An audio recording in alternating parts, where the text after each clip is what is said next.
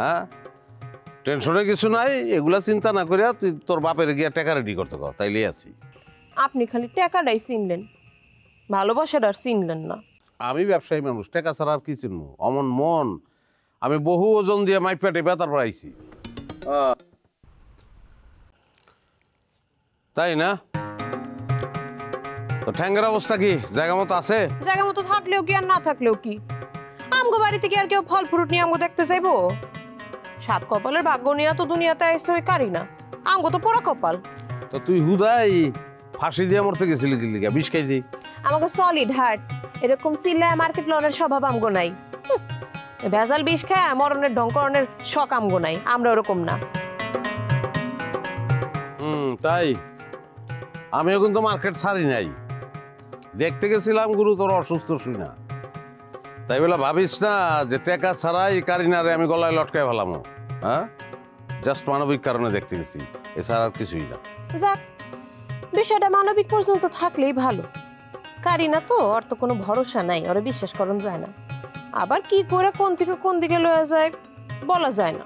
এত সহজ না।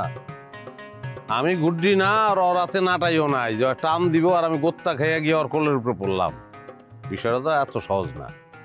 হ্যাঁ টেনশনে কিছু নাই, এগুলা চিন্তা না করিয়া তুই তোর বাপের গিয়া টাকা রেডি করতে কর, তাইলেই আছি। আপনি খালি টাকাটাই চিনলেন, ভালোবাসাটা আর চিনলেন না। আমি ব্যবসায়ী মানুষ, টাকা ছাড়া আর কি চিনবো? অমন মন আমি বহু ওজন দিয়ে মাইপা টেপা তারপর আইছি। আপনি একটা সীমা।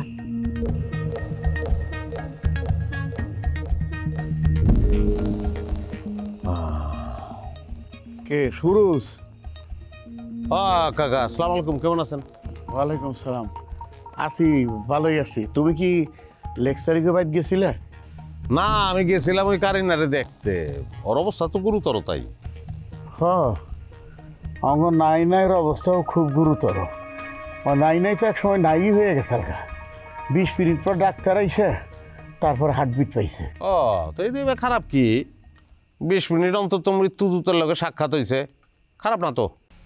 হ্যাঁ, তুমি আমাকে বাড়িতে নাও, তোমার সাথে খুব খুশি হব।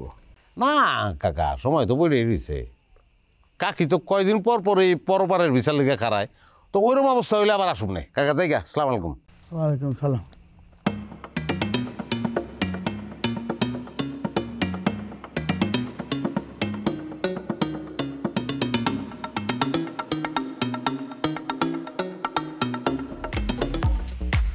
ওরে বাবা গো, মাজারা ভাঙ্গা গেছে গো, বেপা